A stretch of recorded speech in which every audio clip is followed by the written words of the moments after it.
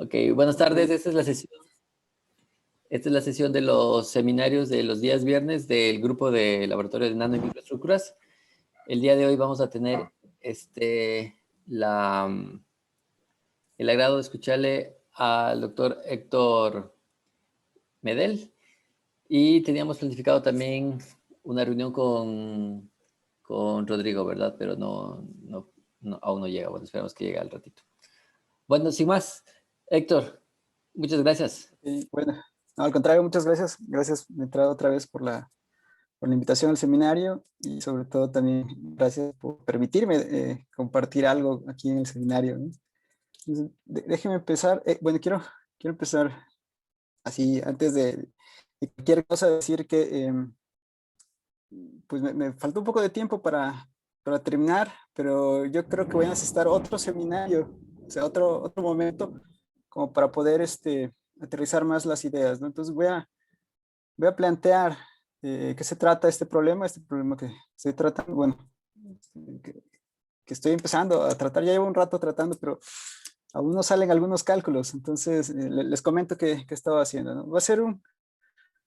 Desafortunadamente va a ser un poco matemático, pues porque ando metido un poquito en esas cosas, ¿no? Pero trataré de explicar todo, ¿no? Entonces, ya sin más, pues permítanme compartir.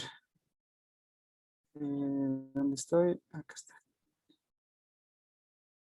Ahí está. Eh, me avisan si es que ven si se puede ver la presentación, ¿se está viendo? Sí, sí se ve. Ok, entonces vamos a ponerlo así, ¿no? Ok, esta presentación lo llamé Soluciones aproximadas de sistemas en campos magnéticos externos. Esto es desde la perspectiva cuántica. Quiero presentar esto como en este seminario que curiosamente me llamó la atención, ¿no? Que si abreviaba el nombre del laboratorio, que es Laboratorio de Nano Microestructuras, se podría poner como lávenme, ¿no? Entonces, dicen que a veces hay que comenzar con un chascarrillo. Bueno, podría ser el chascarrillo, ¿no? Desde la presentación. Entonces, aquí será, lo que voy a presentarles en lávenme, ¿no?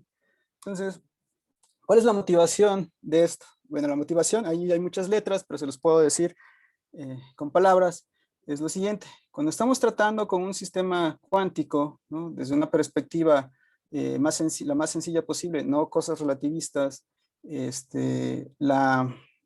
cosas muy pequeñas, escalas muy pequeñas, pues la función de onda, ¿no? Que nos guía o que nos da cómo pueden ser las soluciones es bueno, la ecuación es la ecuación de Schrödinger, ¿no?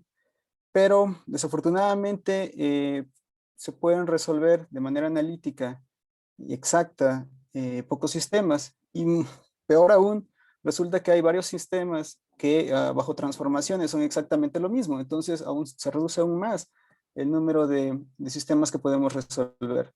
Casi todos son con una partícula, a lo más dos partículas, como es en el caso del átomo de hidrógeno, ¿no? Pero ahí llegamos, hasta ahí llegamos, no se puede hacer más. Entonces lo que se hace, que bien sabemos todos, mejor del curso de cuántica o lo que hemos visto en nuestra experiencia, es que se tienen que aproximar las soluciones.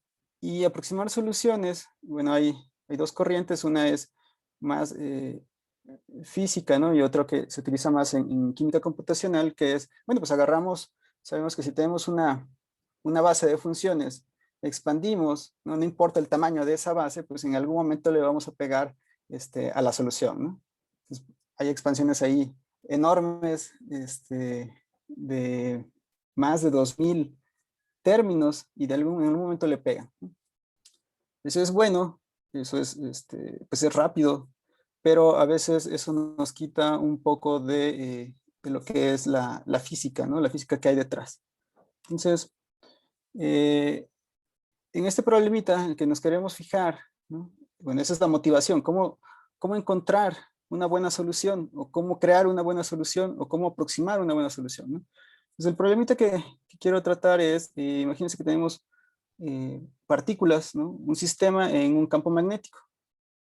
Entonces, algo que ya sabemos es que a pesar de que si tenemos una partícula, solo una partícula, en un campo magnético, desde la perspectiva cuántica, eso sí lo podemos resolver. La solución está dado por, bueno, la dio Landau, 1930 y algo, ¿no? Encuentra los niveles de Landau, encuentra los orbitales de Landau, se da cuenta que el momento angular está cuantizado, ¿no? En otras palabras, lo que nos dice es que metemos una partícula en un campo magnético, entonces va a empezar a dar vueltas y va a estar dando vueltas en círculos que están cuantizados, ¿no? Es una forma de verlo, una interpretación, ¿no? Entonces, de ahí aparece fenómenos como son el diamagnetismo de Landau, que nos dice que pues esto va a generar que haya unas trayectorias, esas trayectorias están cuantizadas y si hay un montón de partículas, en el caso del gas libre de Fermi, pues que muchas partículas pueden tener el mismo valor de la trayectoria y eso está asociado con su momento angular. Entonces, ahí está, hay degeneración, pasan cosas interesantes. De todas formas, más de una partícula no se puede resolver. Es más, si metemos el átomo de hidrógeno a un sistema que se puede resolver sin campo magnético, lo metemos a un campo magnético, ahí truena todo y ya no hay solución. Entonces, hay que aproximar. Entonces, eso de aproximar en los últimos años, bueno, los últimos años casi desde que se creó la mecánica cuántica, se ha visto se han creado muchos métodos para resolverlo. De los métodos que tenemos, ¿no?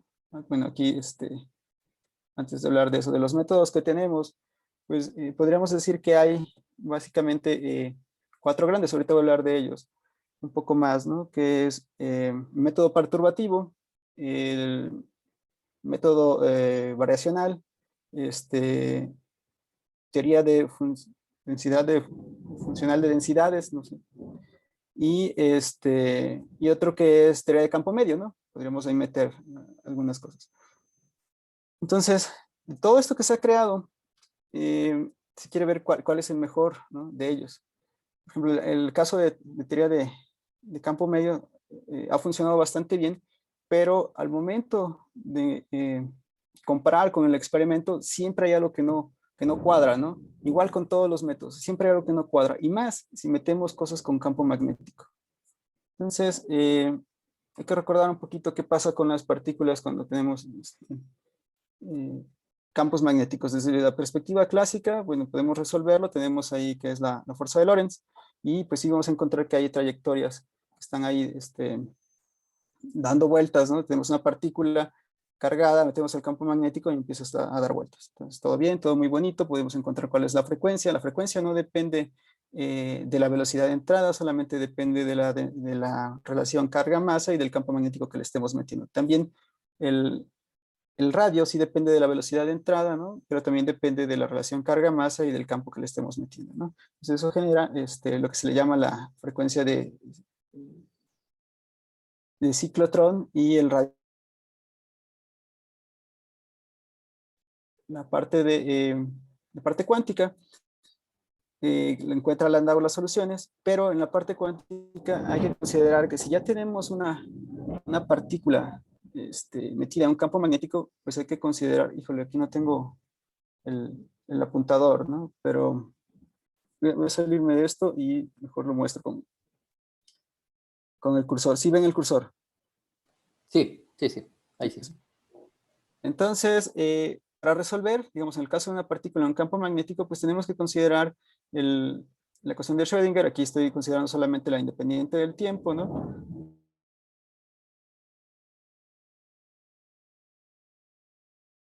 Está asociada con, aquí tenemos el momento, que llamamos el momento cinético, más, y aquí aparece esta relación, que es menos la carga entre la velocidad de la luz al cuadrado por A, donde A es nuestro potencial vectorial. No sé si todos están familiarizados con esta idea del potencial vectorial.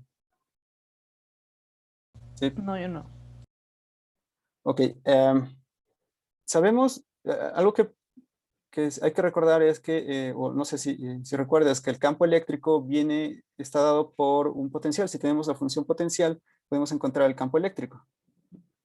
Pues ahí está asociado. Bueno, para el campo magnético existe un potencial y ese potencial no es una función escalar. La manera más general que encontramos es que sea una función vectorial. Esta esta A representa ese potencial vectorial, que cumple lo siguiente. Si sacamos el rotacional de ese potencial vectorial, recuperamos el campo magnético.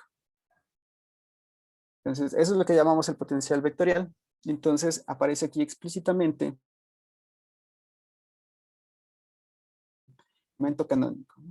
Yo, El yo- momento yo- canónico, yo- dime, dime. yo aquí tengo una pregunta.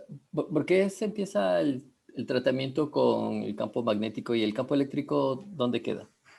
Ok, aquí solamente me estoy fijando en el campo magnético. El campo eléctrico lo estoy dejando de lado, pero se puede agregar, ¿no? Aquí en el hamiltoniano lo que vamos a encontrar es el momento canónico al cuadrado más el término que va con el campo eléctrico, que va a ser Q veces nuestro potencial, ¿no? Potencial eléctrico.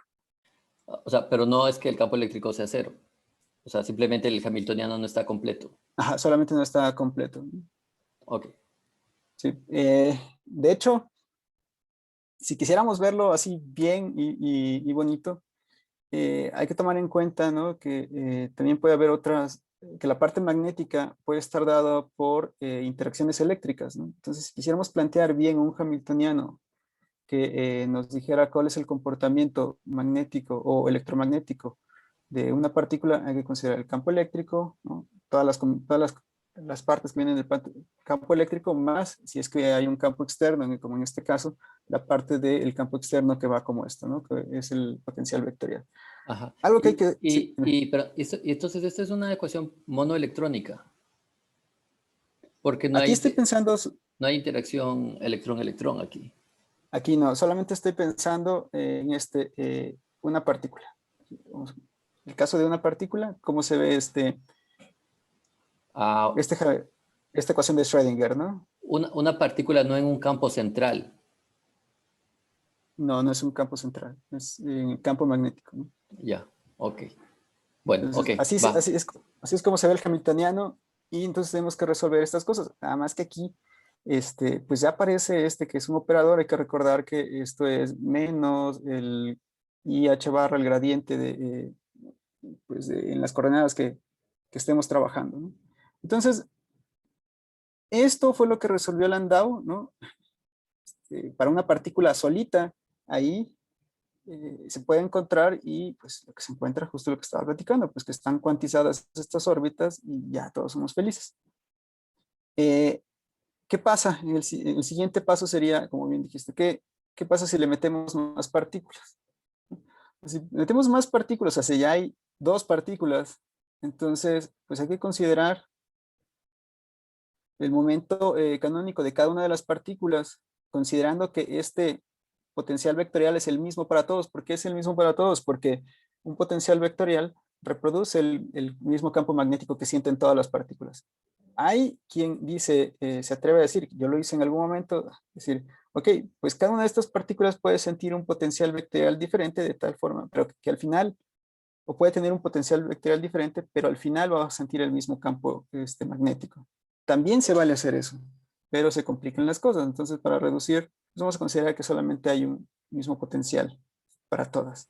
Es un Esta es la potencial cosa. promedio, ¿no? Promedia toda todos los, toda la dinámica de cada una de las partículas finalmente, ¿verdad? Sí, porque la interpretación que le podemos dar a este potencial vectorial es justo como está aquí, ¿no? Es la forma en que cada partícula ve el campo, ¿no? Esta es una herramienta matemática, porque la naturaleza sabe muy bien cuál es la trayectoria que deben de seguir estas partículas. Nosotros no sabemos, solamente una herramienta que le ponemos ahí, ¿no? Al final, este potencial tiene que darnos el mismo campo magnético. Entonces, para cada partícula podríamos ponerle un potencial diferente o al final es una herramienta matemática. Yo puedo decir, ¿sabes qué? Va a ser el mismo potencial para todos y me va a reproducir el campo que sienten todas nuestras partículas. Y esto es independiente de la masa, el campo A, o la masa está incluida Sí, en P? eso es independiente de la masa, porque a la masa está en la parte de P, ¿no? Ajá. la energía cinética. Sí, pero A es independiente, porque está asociada al campo externo, y el campo externo no le importa qué cosa hay ahí adentro, ¿no? Qué partículas estén ahí adentro. lo único que le interesa es que tenga carga. Y ya. Para poder interactuar con ellos. Entonces, esto es mucho rollo, ¿no? Muchas palabras, pero ¿cómo interpretamos esto? Okay. ¿Qué es lo que pasa cuando metemos un sistema, que puede ser, por ejemplo, pues un material a un campo magnético externo? Va a sentir la interacción que hay con otras partículas, esta es la interacción que hay con otras partículas, va a sentir ese campo magnético, va a tener una cierta energía cinética, ¿no? Que es de esta forma. Entonces, lo que va a pasar es que todos los, digamos, si los núcleos están fijos, pues los electrones se van a tener que mover de una manera diferente, ¿no? Lo que pensamos nosotros es que, entonces, lo que dijo Landau, ¿no? Es que entonces van a empezar a haber niveles ahí de Landau, ¿no? Van a querer estar dando vueltas de manera perpendicular a lo que es el campo, ¿no? Pero no sabemos cómo van a ser esas vueltas, porque cuando no hay partículas, sabemos que es un círculo, pero cuando hay otras partículas ahí, pues eso puede ser una cosa ahí terrible, pero van a querer de alguna forma, no sabemos si pues van a querer encontrar una energía y cuantizarse de alguna manera, ¿no? Eso es horrible, ¿no? O sea, ahí son trayectorias bien raras, pero al final va a haber algunas trayectorias. Y la naturaleza lo sabe bien, ¿no? Entonces va a haber algunas cosas que estén ahí. Una cantidad que se deba de cuantizar. Eso lo quiero platicar eso un poquito más adelante. El caso es que, pues para encontrar esa energía, pues debemos de tener una buena función aquí. Esa buena función, pues hay que aproximarla. Pero ¿cómo la aproximamos en el caso de hecho, cuando no hay campos, aproximarlas cuesta trabajo. Entonces, cuando hay campos, y ahora que aparece este agente aquí, ¿no? Este potencial vectorial, ¿cómo lo aproximamos? Pues eso es lo que tenemos que hacer, ¿no? Entonces, formas de encontrar una solución, pues, como les decía, son los métodos perturbativos, pero lo malo de los métodos perturbativos es que sirven solamente cuando los potenciales, esos potenciales perturbativos, ¿no? De interacción son muy pequeños. Entonces, en el momento en que le metemos un campo magnético muy grande, ya truena, o sea, ya no sirve este método perturbativo. Está el método variacional, que es el más usado. El problema sigue siendo lo mismo, cómo encontrar una buena solución aproximada. Pero lo que se hace es que entonces se agarre lo que les contaba, ¿no? Agarramos una serie, ¿no? Hacemos una expansión en una base bastante bonita, ¿no? La que nos sirva, y le metemos ahí 2000 términos, mandamos a correr eso, esperamos un mes y nos da un resultado, ¿no? Y dices, bueno, ahí está. Uno de los grandes problemas, y yo creo que esto tiene que ver es, ok, si hay software que lo hace, pero no hay software donde ya tengan el campo magnético. Entonces eso hay que meterlo, ¿no? Entonces hay que irse al código fuente y tratar de meterle a mano cómo van a hacer esas interacciones con el campo magnético.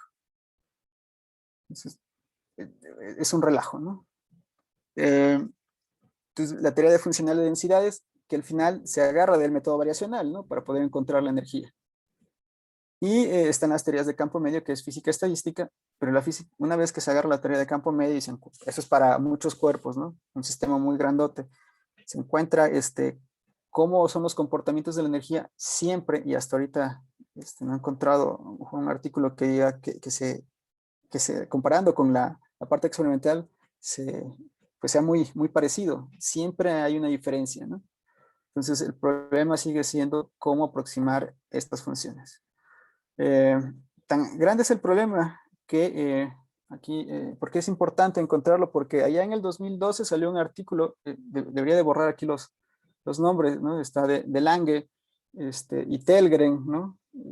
Que ellos decían, ok, encontramos un nuevo mecanismo, ¿no? Ese mecanismo con que se pueden amarrar las moléculas en campos magnéticos, ¿no? Y pues lo vamos a llamar que es un enlace paramagnético. dos cosas aquí de este artículo es que por ahí en un momento dice, ok, encontramos claramente un mínimo desde la perspectiva cuántica, ¿no? Nos dice que si hay un mínimo, pues hay un sistema que está amarrado, ¿no? Desde esta perspectiva molecular. Entonces el sistema está amarrado. El mínimo no se ve en ningún lado. Y otra es que lo que están diciendo aquí ya lo habían publicado como 10 años antes. Este, Schmelger por ahí publicó, otro señor que se ha dedicado a campos magnéticos, ¿no? Lo publicó y de hecho, pues este es el mecanismo con el que se forman las moléculas, ¿no?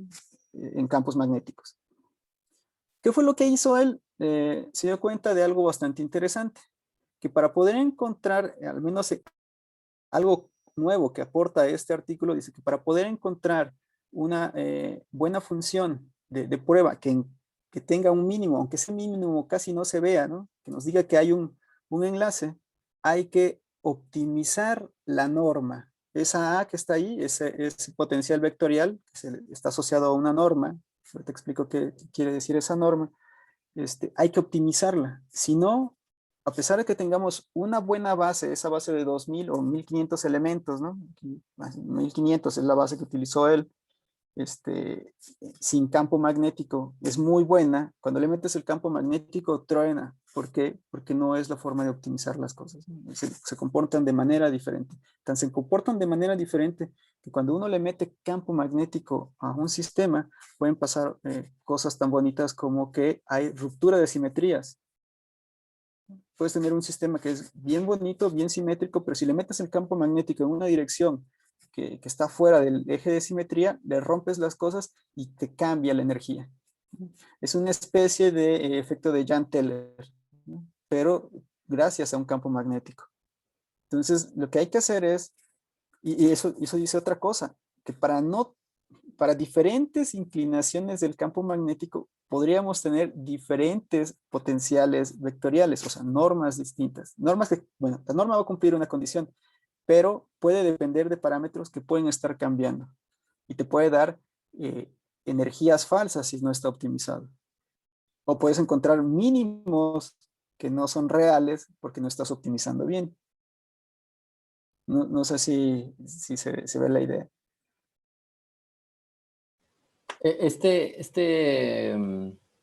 Artículo, entonces, ¿qué aproximación usa? ¿Método perturbativo? No, utiliza, pues ¿Método hace combinación variacional? lineal de orbitales atómicos.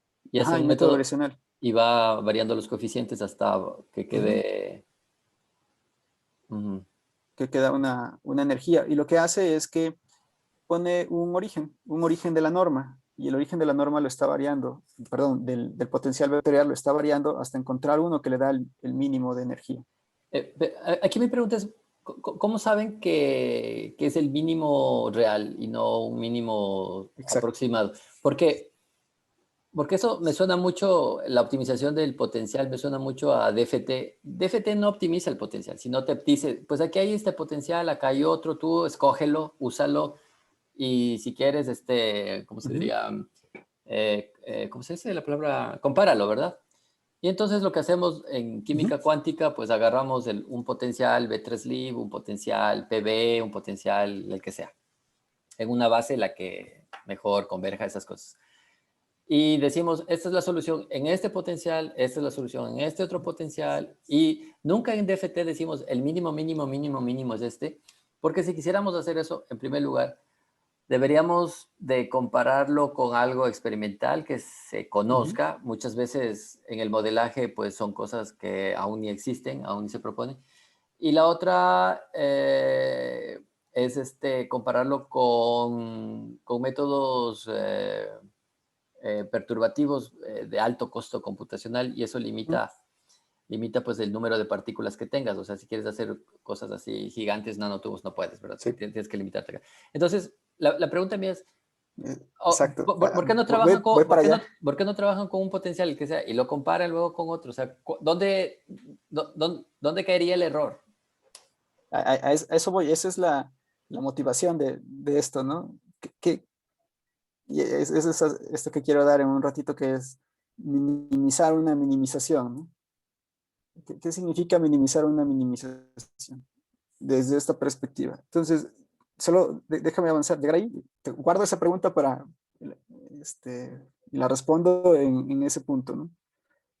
Ok, aquí viene, ¿no? Entonces decimos, bueno, al final se utiliza mucho el método variacional, vamos a utilizarlo. ¿Qué es lo que significa eso? Como bien dijiste, es encontrar el mínimo de la energía para una función de prueba que nosotros damos, ¿no? Aquí hay que recordar que en el Hamiltoniano está metido este potencial vectorial que puede depender de parámetros, un montón, un potencial real que a lo mejor también le puedes meter un parámetro, ¿no? Como, por ejemplo, ahí algo que se ajuste, por ejemplo, como en el caso de un potencial de tipo Yukawa, que tienes ahí un parámetro que en algunos casos variacionales se puede optimizar, ¿no? Para encontrar el menor de la energía, ¿no? Entonces ahí está un poquito mañoso. Entonces este hamiltoniano puede depender de parámetros, las funciones pueden depender de parámetros y ya. Lo que nos dice el método variacional es que, eso se demuestra, ¿no? Que el método la energía obtenida por el método variacional siempre está por arriba de la energía verdadera, ¿no? Y como bien decías, entonces, ¿cómo mejorar esto? ¿No? Hay que recordar que aparte de las funciones que nosotros estamos dando pueden ser no ortonormales, ¿no? Que pueden ser cualquier cosa. Entonces, pues, vamos a conseguir un montón de funciones y las metemos y como bien dices, pues vamos a probar a ver cuál jala, ¿no?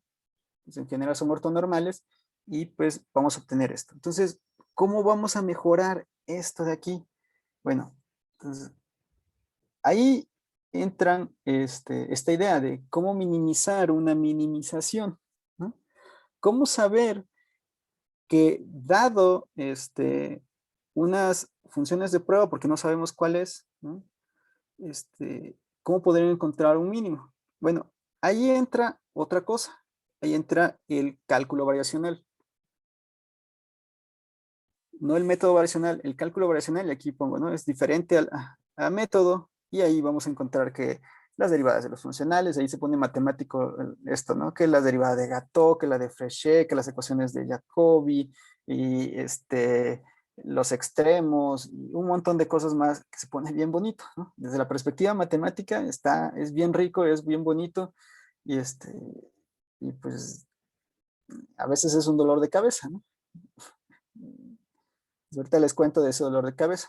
Ahí entra el método, perdón, el cálculo variacional y también entra, pues, considerar pues, algunas características físicas.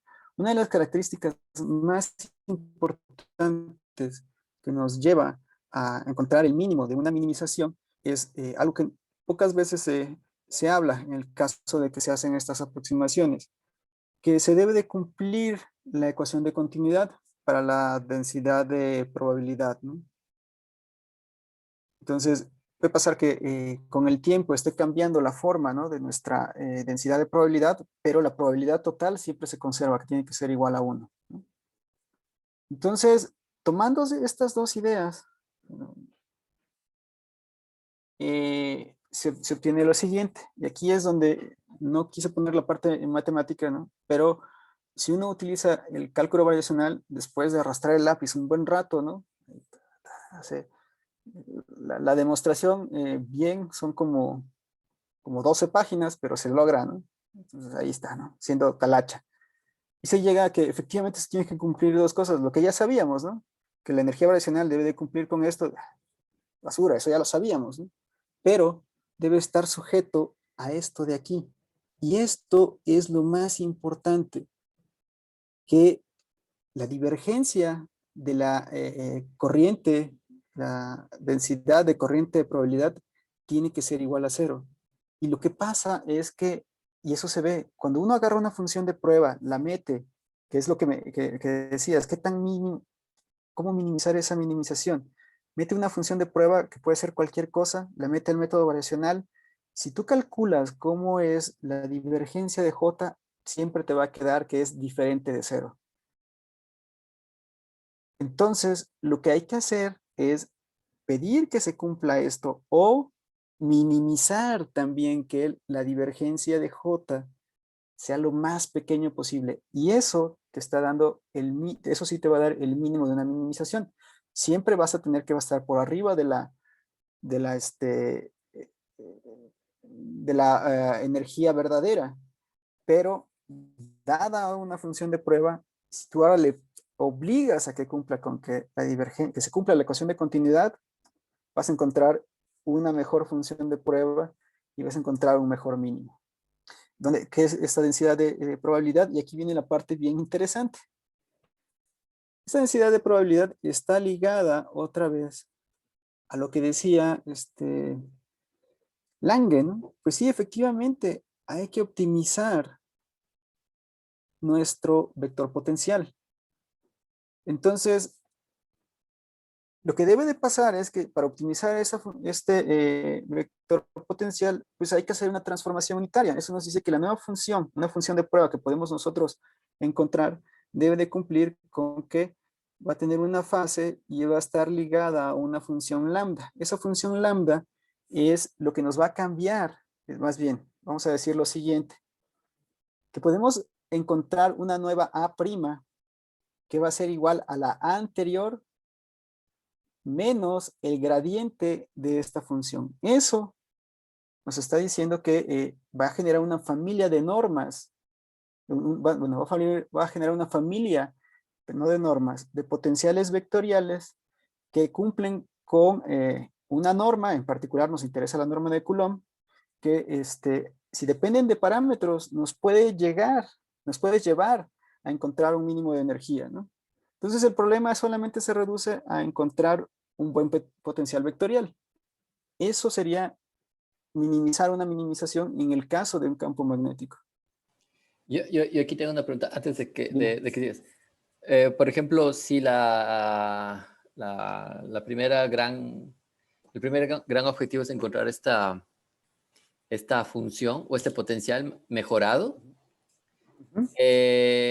pregunta, ¿se puede usar ese potencial para cualquier otro sistema o solamente es único y exclusivo para un solo sistema? Entonces, hay un potencial Es, por es, cada sistema. hay un potencial por cada sistema. ¿Por qué? Porque aquí tiene que ver algo bastante importante, tiene que ver la geometría del sistema, el arreglo de las interacciones que tienes, ¿no? Entonces, porque si tienes un nuevo potencial, eso te cambia la energía. Entonces, al momento de cambiar la energía, o bueno, las energías probables, te va a cambiar la forma en que el sistema está viendo el campo magnético debido a todas las interacciones que tiene ahí, ¿no? A la geometría, a las otras partículas que están ahí. Entonces, una partícula puede ver el campo magnético apantallado debido a todas las demás que están ahí, ¿no? Eso es lo que decíamos. Ese potencial vectorial es la forma que el sistema ve el campo. Es la interpretación que él puede dar, ¿no? Entonces sí, desafortunadamente para cada sistema vamos a tener algo diferente, ¿no? Eh, entonces llegamos hasta este punto y decimos, ok, entonces, ¿qué más podemos hacer? Bueno, aquí es donde la cosa se pone bastante interesante. Ok, pero aquí dice, bueno, para encontrar un extremo se debe de cumplir esto. No sabemos si es un mínimo, pero ahora sí, si queremos encontrar el mínimo de esa minimización, pues usamos el criterio de la segunda derivada, esas derivadas ahí que utiliza el cálculo variacional, y se encuentran entonces dos condiciones más. Una es que el laplaciano de esta función que queremos encontrar tiene que ser igual a cero. Esto viene porque la norma que estamos pidiendo es la de Coulomb, pero además se debe cumplir esta ecuación que está aquí, ¿no? Entonces, aquí tenemos un sistema de ecuaciones diferenciales parciales que van con psi y además con lambda. ¿Cómo encontrar esa solución? Se pone feo, pero uno puede mejorar cómo encontrarla, ¿no? Y ahí viene la parte bien bonita, porque ahora tenemos la ecuación de Schrödinger, tenemos esta de aquí que a lo mejor no arroja mucha información, pero sí le estamos pidiendo que siga cumpliendo con la norma de Coulomb. ¿Qué quiere decir que sea la norma de Coulomb? Que la divergencia de la nueva vector potencial SA' tiene que ser igual a cero. Y cumple con esto aquí, ¿no? Esto de aquí tiene implicaciones geométricas. Nos está diciendo, es como en el caso de, regresándonos un poco al electromagnetismo, sabemos que si tenemos ahí un potencial, sabemos que el campo eléctrico es perpendicular a las equipotenciales, ¿no? Entonces, eso tendrá que ver con la geometría del sistema. Entonces, podemos darle una interpretación así, pero aquí es la densidad de probabilidad. Entonces, ahora tenemos estas dos ecuaciones y pues hay que tratar de resolverlas. Pero para resolverlas también podemos darnos cuenta de algo bastante interesante. Pues hay que ver cómo vamos a hacer estas funciones de prueba. No podemos agarrar y meter cualquier cosa para ver qué sale de nuestras, de esas dos, de ese sistema de ecuaciones. Entonces, ¿qué es lo que hay que hacer? Hay que ver singularidades, hay que ver comportamiento asintótico que deben de cumplir estas funciones de prueba, tienen que cumplir las simetrías. ¿Cuáles simetrías? Las que están asociadas a estas tres ecuaciones, ¿no? Al hamiltoniano, que el laplaciano de esta lambda tenga que ser igual a 0 y esta última condición, ¿no? De que el producto punto entre la densidad de corriente por nuestro potencial vectorial menos el gradiente de esa lambda, pues tiene que ser igual a 0. Entonces, si tenemos esas simetrías, tenemos estas funciones, pues vamos a encontrar un conjunto de constantes de movimiento y esas constantes de movimiento pues van a tener un álgebra asociada. El álgebra es el álgebra de Lie, ¿no? Pero va a ser sobre el conjunto que estamos buscando, ese conjunto de funciones, es más, no de funciones, de operadores, ¿no? Y si tenemos ahí un grupo con su álgebra, muy probablemente vamos a tener unas geometrías asociadas. Entonces, la idea es encontrar ese conjunto de operadores, ver qué grupo está cumpliendo y ver qué geometría nos puede ayudar para resolver este sistema. Entonces ahí entran, y aquí me quedo, y les comento, les platico un poco más, ¿no? De qué se trata esto. Entonces, se puede encontrar este conjunto de operadores, ¿no? Se encuentran, se ve el álgebra que cumplen, ¿no? Ahí está su álgebra. Se puede encontrar qué grupos están asociados, algunos, ¿no? También ahí no terminamos de ver si es que hay por ahí otro operador, ¿no? Otra constante de movimiento, pues falta ver, pero lo que sí nos está guiando es que algo que sabemos, ¿no? O sea, el camino fue largo, pero que nos dice lo siguiente, ok, va a cambiar la geometría, ¿no? De esta densidad de probabilidad. Entonces, para resolver estas ecuaciones diferenciales parciales, hay que buscar una transformación donde todas estas ecuaciones se vean más sencillas. Entonces, ahí en esas geometrías, pues vamos a poder resolverlo. ¿Qué significa esto? Algo tan sencillo como lo siguiente. Si tenemos el átomo de hidrógeno, vamos a suponer que el núcleo está fijo. Sabemos que la densidad de probabilidad para un átomo de hidrógeno que no tiene campo magnético, pues es totalmente simétrico, no es esférico. Ahí es bien bonito. Pero en el momento en que le metes el campo magnético, va a haber una dirección preferencial que a lo largo de esa dirección va a alargar, ¿no? Va como a alargar la densidad de probabilidad y ahí se rompió esa simetría. Entonces nos está diciendo que cambió la geometría, entonces tenemos que buscar una geometría que resuelva o que nos diga cómo mejor encontrar esta nueva función, o una función de prueba que tenga esta geometría, ¿no? Pero aquí una pregunta, pero el campo eléctrico magnético no es oscilante y eso no provoca que la simetría vaya y venga. Aquí pensamos que, aquí lo que consideré fue un campo magnético constante, ¿no? O que tampoco es tan cierto, ¿no? Tan cierto, no. En el caso, lo que tú dices, que se meten campos magnéticos y campos eléctricos es cuando, por ejemplo, le metes un láser, ¿no? Así, y ahí tenemos campos magnéticos y eléctricos que están oscilando. Y de todas formas, sí podemos atrapar. Ahí el campo eléctrico es el más fuerte, el campo magnético se desprecia. Y ahí está oscilando. Pero lo que se puede hacer, y, por ejemplo, en el caso del átomo de hidrógeno, ¿no? Que es una de las cosas que podemos resolver en cuántica, es si tú lo metes en una caja parabólica, ¿no? En ese potencial uno puede resolverlo. Entonces lo que se trata de generar es que con una trampa, ¿no? Ese láser se genere como una caja parabólica y entonces poder contener ahí el átomo de hidrógeno, ¿no? Entonces sí se puede encontrar, ¿no? Un campo eléctrico que a pesar de que esté oscilando, pues genere ahí un potencial, ¿no? Un potencial parabólico. Aquí no me he metido con esta parte de como función, el campo como función del tiempo, pero pues eso será yo creo que como el quinto paso para ver qué pasa. Ahorita estoy en el paso 0.5, ¿no? Más o menos. Entonces, les cuento, ¿no? Eso tiene que ver con las geometrías y ahí viene una parte bien bonita, que como hay una cuantización o debe haber una cuantización perpendicular a la dirección del campo magnético, ahí entran lo que es la geometría algebraica, que nos va a decir más o menos qué tipo de curvas se pueden estar generando. Y eso tiene que ver, pues, con los teoremas de aproximación, ¿no? O sea, que nos dice que podemos tener varios puntos, ¿no? Dentro de un plano que deben de cumplir que la distancia hacia cada uno de esos puntos cumplan con una relación y eso nos va a generar una curva.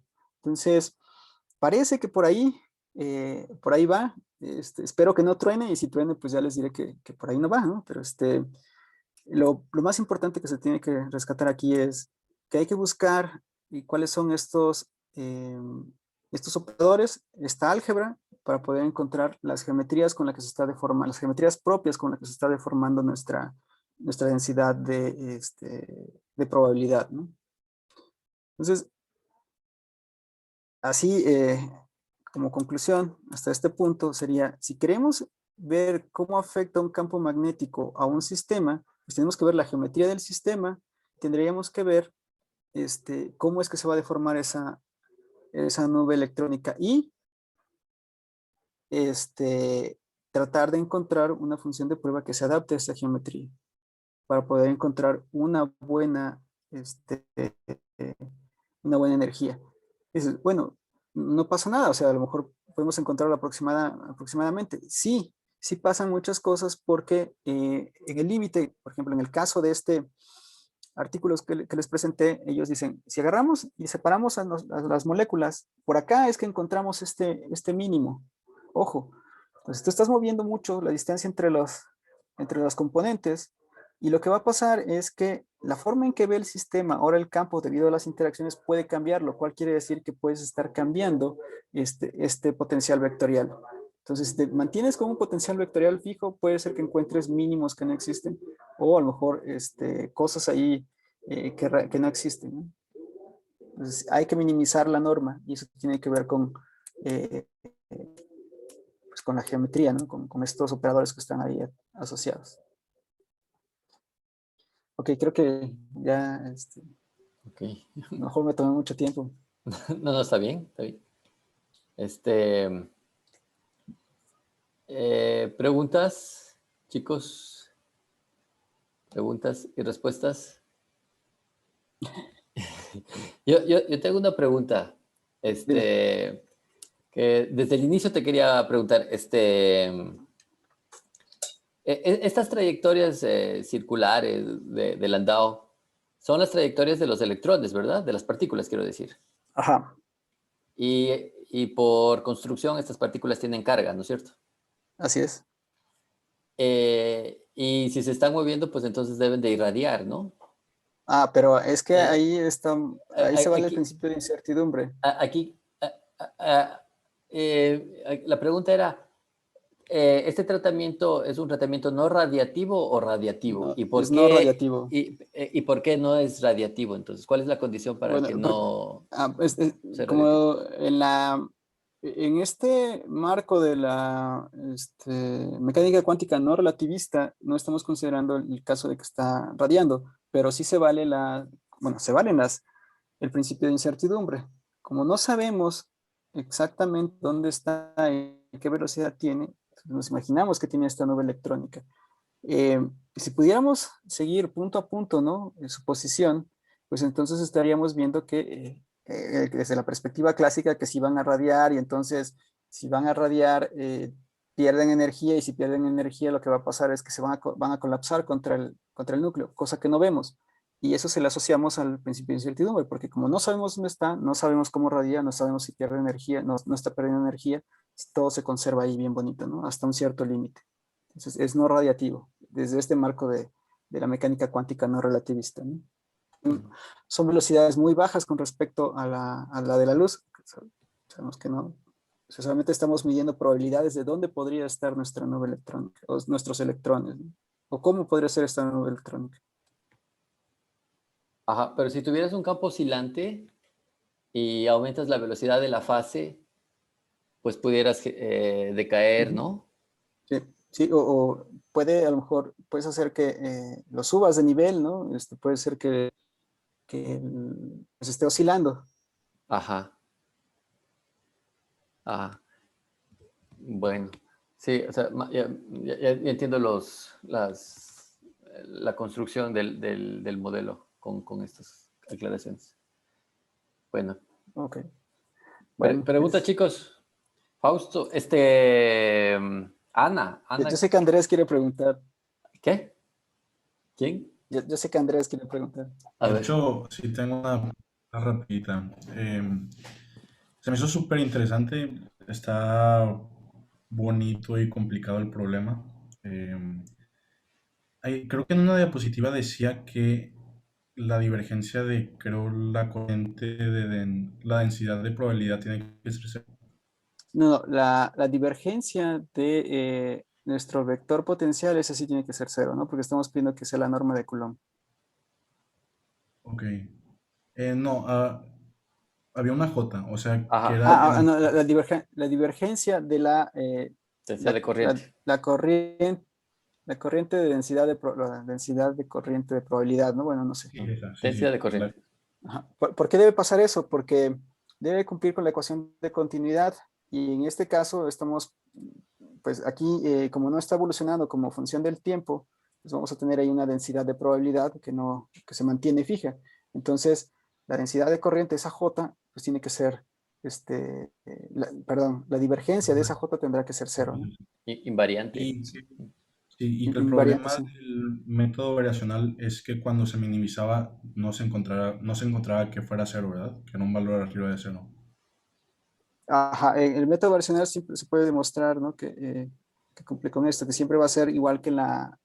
Ah, sí, sí, sí, que a lo que te refieres es esto, ¿no? Utilizar el método variacional sin optimizar la norma, esto es diferente de cero, siempre. Entonces, eso es como si le estuvieras agregando algo más a esta parte de la energía variacional, por eso siempre no te queda un buen mínimo. Entonces, lo que se busca es que cumpla esto, ¿no? Es arreglar todo, forzar todo para que te quede que la divergencia de J sea igual a cero. O numéricamente aproximado a cero, Ok. ¿verdad? Porque no son O soluciones, numéricamente aproximada a cero. no son Sí, soluciones lo que, analíticas, ¿no? no, es numérico. Entonces, lo que se busca es optimizar para que numéricamente baje, ¿no? A cero y entonces obtienes una mejor curva de energía. Y aquí pasa algo bastante interesante.